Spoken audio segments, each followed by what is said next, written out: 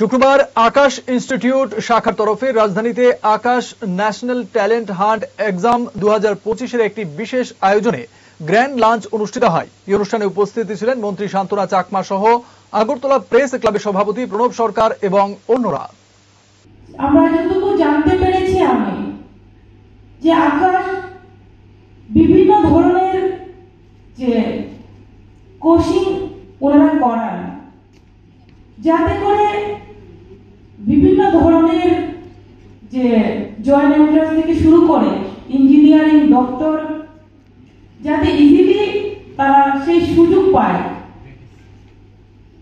তার পাশাপাশি সঠিক শিক্ষা দান করে, যাতে করে আগামী দিনে আমাদের ত্রিপুরাকে এবং পরিবারকে, সমাজকে এগিয়ে নিয়ে যেতে পারে।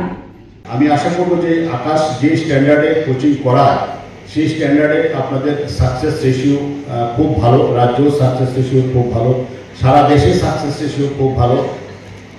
আমি শুধু আকাশ যারা এখানে চালায় ওদেরকে বলবো না, ওনার স্টাইপেন্ডও প্রোভাইড করে, ওদেরকে বলবো যে আপনারা এখানে স্টাইপেন্ড দেওয়ার ক্ষেত্রে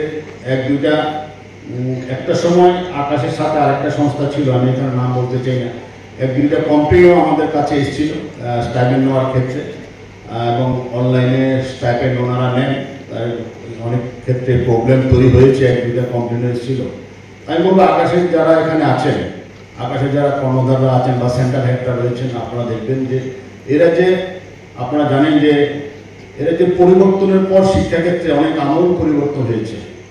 আজকে গোটা দেশের সাথে শিক্ষায় ত্রিপুরাও পাল্লা দিচ্ছে, কি ডাক্তারি বলেন কি ইঞ্জিনিয়ারিং বলেন। আপনারা জানেন এখানে বেশ কয়েকটা মেডিকেল কলেজ রয়েছে, ইঞ্জিনিয়ারিং কলেজ রয়েছে।